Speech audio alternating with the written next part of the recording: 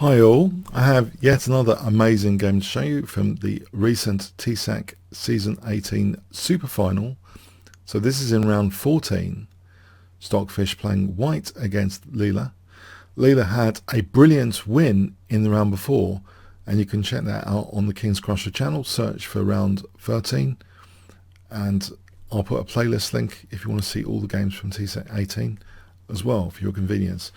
So a brilliant queen sack in round 13, and at the time I was actually on the side of Leela just drawing this game, and now I have a slightly different mindset for actually approaching this game. And in fact, I would like to ask quite an interesting question here and use this game as an example. Is Stockfish the ultimate outrageous hypermodernist?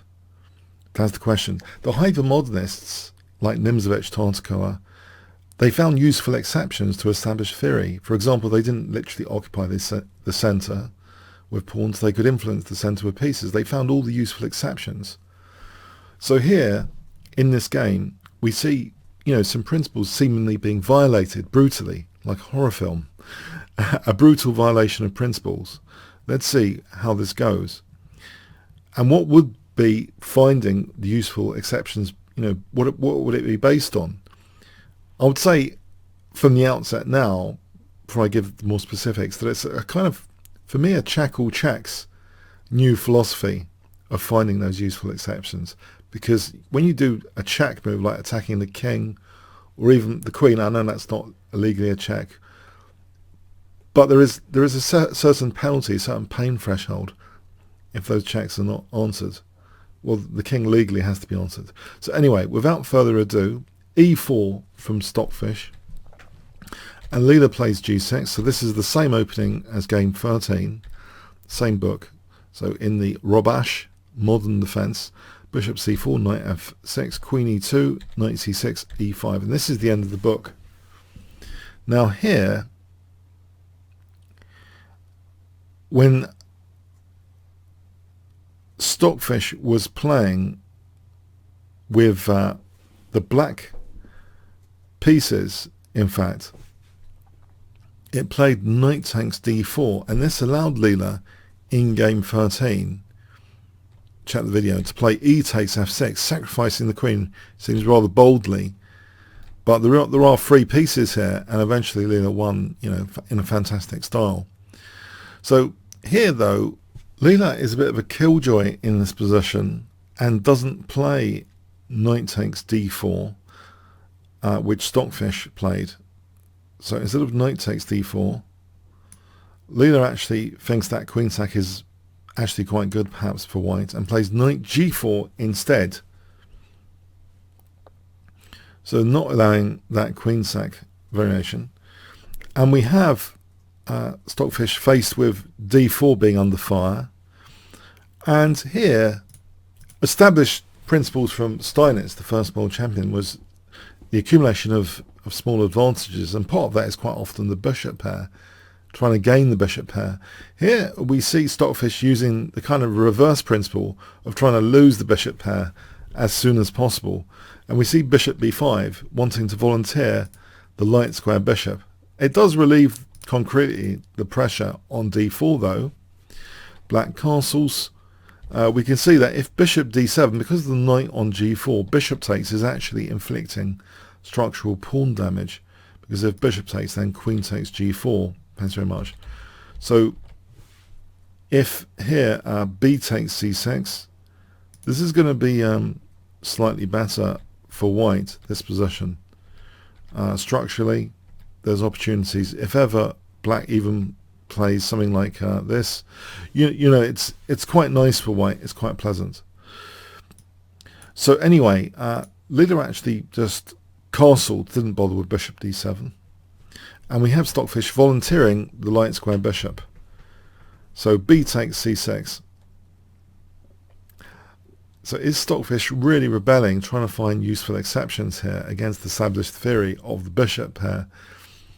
h3, we have knight h6, knight f3, and we have now queen d7. This is kind of a novelty move. In Chess Base Live Book, c5 has been seen mostly before. For example, in the game Signup against Timman in Weekend Z 1980, Timman had a fantastic game like this, taking on f3 there to clear out that b file, and actually he got a really good attack going later on that b file.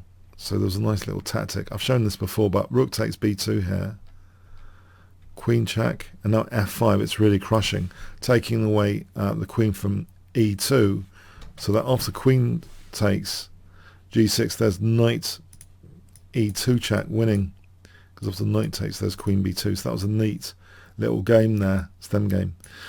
So anyway, here though we see not c5 in this position, but queen d7, and Stockfish, desperate to kind of trample over Steinitzian positional theory of accumulating the advantages, literally does the opposite advice. Bishop takes h6. So Stockfish is an arsehole, according to Scott Hanselman, a top guy in Microsoft. When given advice, they kind of do the exact opposite. But Stockfish doesn't need generic positional advice. It's giving up the bishop pair here. Bishop takes h6. It hasn't been strictly coded in to try and get the bishop pair. It seems rather the opposite here. White has gone quite quickly to get rid of the bishop pair. So why on earth would this be an interesting position for white? If we look at it concretely, there is a little bit of structural damage, clearly. Even the structuralists would appreciate there's structural damage. Nice central control. You know, the knights are ready to hop in and put some pressure on pressure points. There are weakened dark squares here as well. Structurally, that dark square bishop has a responsibility to its dark squares. This bishop is it's hemmed in for the moment.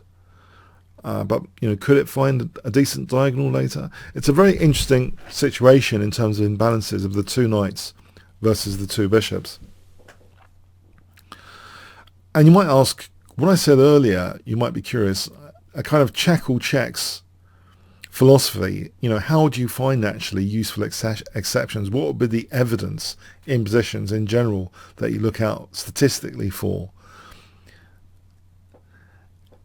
Okay, it's not yet that evident there are any checks, so to speak, either on the king, queen, or other valuables of the opponent's position here, where the opponent is the black pieces here. So white castles, we have a5. That does seem, quite logical. Maybe the bishop does want to use this diagonal. We have rook fe1. Now a4, that seems kind of logical as well, to extend the scope of the rook. And now we start to see queen e4 with an interest in going to the king side. So this is starting to be quite concrete. If the queen's on h4, it's a little bit towards, there's a king safety issue being ignited potentially. And the bishop steps out of the way of a tempo gainer, a kind of check or check to the bishop, you could say. It steps out of the way in advance of that tempo gainer. If the queen is challenged with queen f5, it neglects c6, and that's not a brilliant gambit here, actually. White ends up with a big advantage. And also even queen h4, actually, attacking the bishop is useful for white here. Even if black takes on c2, this is another way of playing it. It looks scary because of this a3, but actually this is another way of legitimately playing the position with an advantage like this. For example, where g4 is a big threat. If that's trying to be parried here, then white ends up being better anyway. Say e5, then e5 is going to be weak ultimately. So yeah, even with this form pawn threat in this variation, it's fine for white. But anyway, queen e4, it isn't challenged with queen f5. We have bishop g7. So the bishops seem rather passive. And in fact, one of the classic games on the channel was Vasily Ivanchuk completely crushing Garry Kasparov. You could say that was also a bit hypermodern, because Vasily Ivanchuk played a variation against the Sicilian to give up both bishops rather quickly, and the bishops were squished. So is that a violation of Steinitzian principles? maybe Steinitz wasn't that strict about collecting the bishop pair anyway. So anyway, we have rook ad1, rook a5. I mean, there's a logical basis for the bishop pair. They cover each other's blind spots, but here they're not really able to be used together as a team, it seems, because of the situation in the center. The mobility of the bishops is severely restricted. This diagonal is mostly pointless with no exploitable targets. This diagonal isn't that great at the moment. We have b3 challenging the a4 pawn, a takes, c takes, and now there might be some cold winds on the c file soon. We have black playing c5, which gives the knight an interesting square now, d5. If bishop b7, maybe knight d2 is interesting. This situation where the knight seems to be doing quite well here in these scenarios. For example, like this, it should be about even. But anyway, we have c5 here, e takes, and now knight d5. And there are concrete threats emerging here. And you'll note that white doesn't care about the a2 pawn. This is already in a super tactical territory. A check all checks philosophy implies actually if there's a you could imply that if there's a loose piece, it's going to be a target later for a tempo gainer at the wrong moment. So that pawn, is it a poison pawn? These bishops are still not working together. There's dark square liabilities, and there's a potential for the queen to pivot using that central square to an attacking location here, which could be really quite dangerous for the black king. So it's a very, very interesting position. The Steinitzian theory, if it ever was a theory of the bishop pair, is kind of been strongly challenged in this position. And it's not even about squishing the bishops. It seems to be more about the check all checks philosophy. Bear with me on that. C takes d4 is played. If rook takes a2, then d takes c5, and we do in fact see some nasty tactics. For example, if black dares to do that, then knight e7 or knight f6 will be winning the queen clearly. So we have c takes d4, knight takes d4. The knights are well centered here, so they look kind of dangerous. And now Leela kind of takes this pawn. Is it really a poison pawn? How can it be a poison pawn? We have queen h4. Black dare not lose the guardian of the dark squares because it will be immediately fatal here. But just before showing you bishop takes, if we look at f6, there is a check all check tempo gainer if you call attacking the queen a kind of important forcing move, high priority forcing move. Rook e7, so queen e8, knight c6. This is a disaster. The queen's been checkmated, in fact. Here the queen's going, or a piece being sacrificed just to relieve the queen. It's no good. So, and if bishop takes d4, we see an immediate the fatality of the dark squares here. For example, like this, winning the exchange. Or instead of f6, it's just totally fatal, really. If queen e8, the knight e7 check will win the queen. Black has to give up the queen. So the dark squares are already, they're kind of fragile. So queen d8. So the bishop pair, again, you know, they're really pretty hopeless here at the moment. They're not really doing that much together. And the knights are hopping in now to seemingly dangerous squares. Knight e7 check. And now another sort of check to the queen, you could say. It's forcing issues, but also these, you know, huge tempo gainers, are they a way of just refuting any general principles? Because now this loose rook, maybe it was deeply calculated from earlier, this is a really important tempo gainer to improve the knights quite dramatically here, where king safety is now a major issue. White ideally wants this knight to go to f6, and it finds an express route here. Can you guess how? If I give you 10 seconds to pause the video, starting from now. Because on f6 there's a killer common square h7. The knight and queen are looking to checkmate on h7. So yes, knight b4 hits that rook, bit of poison, was it, that pawn? To take rook a8, knight d5, yeah, the knight's heading for f6. We have queen d8. If f6 here, this runs into, guess what? If I give you 5 seconds to think about it at least. Knight takes g6, yeah, that pinned pawn, and that's just winning the exchange, maybe a bit of playfulness. But in fact, yeah, just winning the exchange under great circumstances as well. So we have, if rook b8 instead, then knight f6 is so crushing, hitting the queen, and h7. So here, that's checkmate. Look at those dart squares, immediately fatal there. And if c6, again, knight f6. And yeah, black has to give up on the queen to avoid being mated. All those are horrific.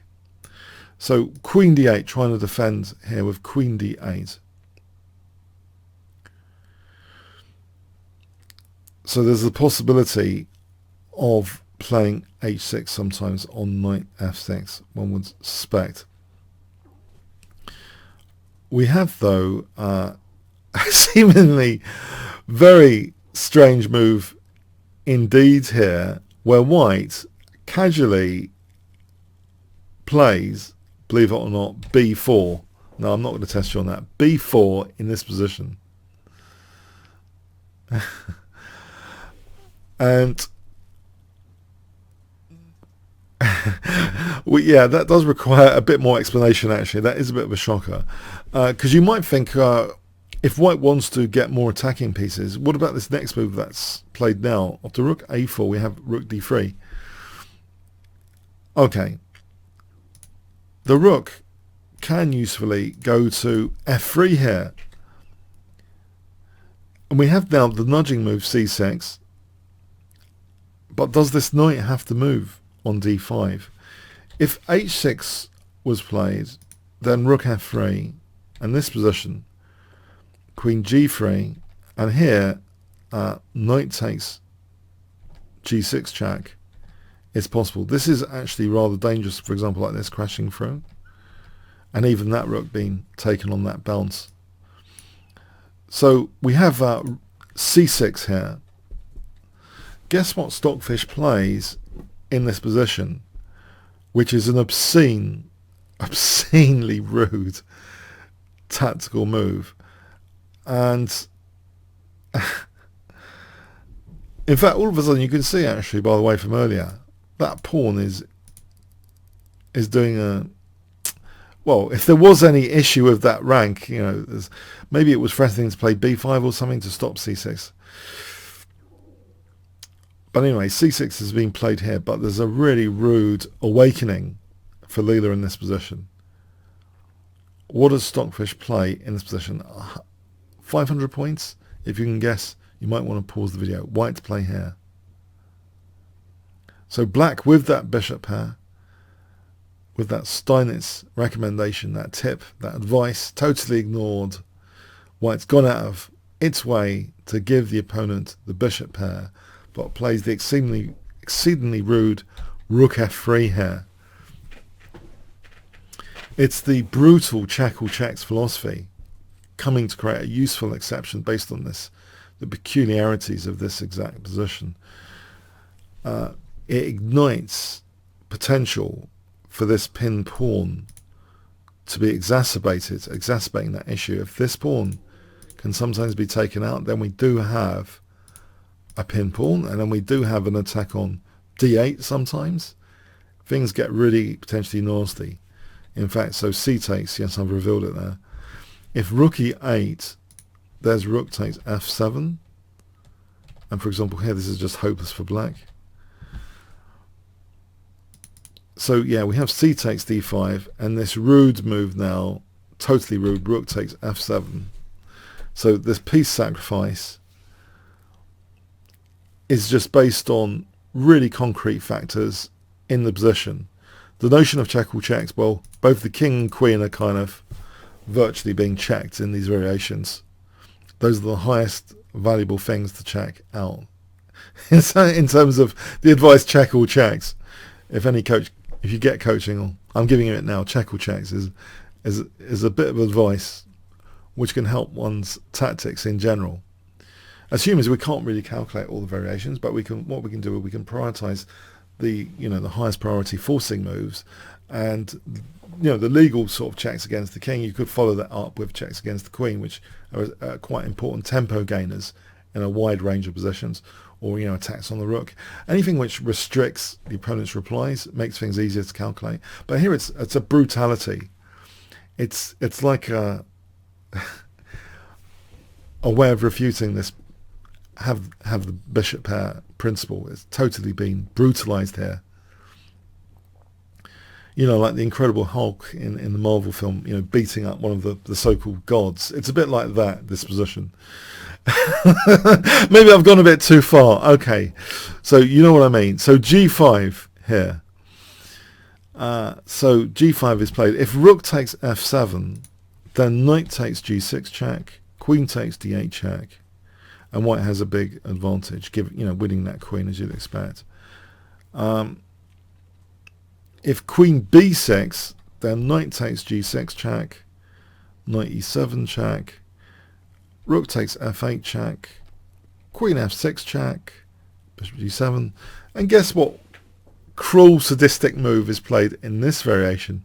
If I give you 10 seconds to pause the video, white's play here.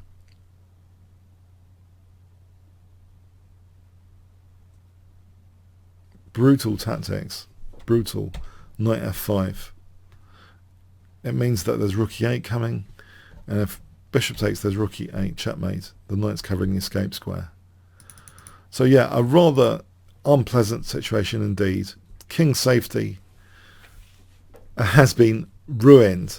At the time of this game, my kind of conception was it was a bit unfair for Lula to be brutalized like this after getting the bishop pair. That was my paradigm at the time. A few days have passed. I'm entertaining the idea that Stockfish is the ultimate hypermodernist in this game. Tear apart the rules with the exceptions to the rules. And you start asking other questions. Well, how do you base those exceptions to the rules? Check all checks is the philosophy. So here is something that maybe humans can do more, simply, if we do want to increase our dynamic potential. If we do want to challenge any general principles in general, check all checks. So here we have g5, queen takes g5 is played, threatening checkmate. But this leaves the queen unprotected. Rook takes f7. So yes, knight g6 check is hitting the king and the queen. Queen takes d8 check. Queen takes c8. So it's queen and the rook against the two rooks and the bishop. Bishop d4. We have queen e8. That is protected.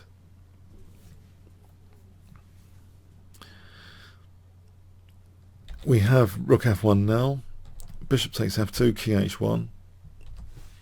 Also, rook takes f2 was also possible. It doesn't really matter about this position. It's still favourable for white, actually. Maybe it's a bit more work. But king h1, white maintains this exchange up scenario. So queen e6, rook f4, queen c4, rook a3, b5. White has this dangerous pass pawn. Black, you could argue, has that pass pawn, but let's see this battle. Rook b1 here, rook c2, queen a3, hitting that bishop. Rook c3, queen a7, check, king h7, king h7 to h6, b6, rook e4, b7, rook c e3, threatening. That looks rather dangerous, but just queen a5. The queen can sacrifice herself to avoid this checkmate and queen the pawn now. Rook e8. If rook e1, then just taking and taking and then queening. So rook e8, king g1, d5, rook f1, rook e2, queen b4, d3, queen b3. Now if the pawn moves, then queen takes bishop, rook e1,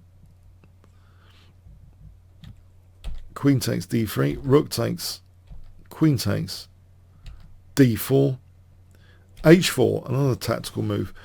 King g7 is played. If bishop takes h4, check, check, and the rook's going to be picked up. So, and there's worse variations there on queen f4. If king h5, then g4 is checkmate.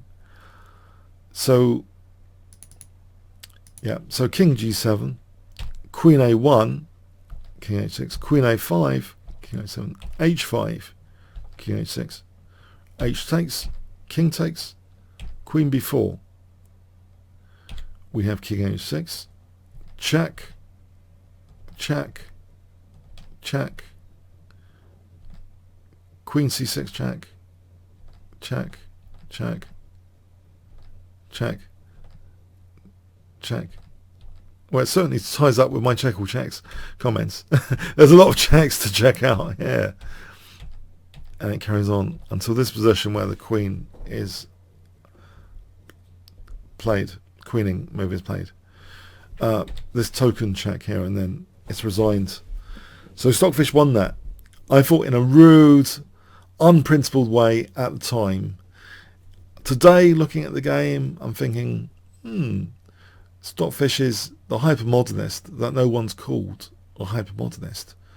If one starts thinking like that, one might ask the question, well, how do you get evidence for finding useful exceptions? Obviously, it all depends on the position. The position itself presents its own license for breaking any general principles.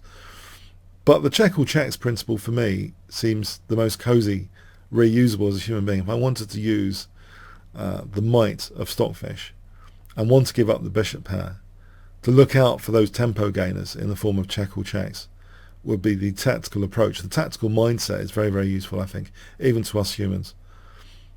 Potentially. It depends how much work you're going to do at the board, really. So anyway, I think it's an interesting perspective anyway, to see Stockfish as a kind of highly outrageous tactical hypermodernist finding those useful exceptions, like in this game. The rook in front of the pawn also, is kind of, usually you want to sort of break through of your pawns with pieces behind, but the rook in front of the pawn, fine, because it sort of weakened this whole pawn chain with the rook takes f6 sacrifice. It created the possibility for amplifying the pin, very, very concrete measures, this rook left to f3. Okay, I hope you got something from it, at least philosophically, something to remember from this game video annotation. Okay, if you want to check out my playlists, bit.ly/leaderchess, bit.ly/stockfish chess. If you want to challenge me for a game, kingscrusher.tv or bit.ly/chessworld, register there and I'll be able to invite you for a game soon after. There's a suave chat forum at kingscrusher.tv/discord.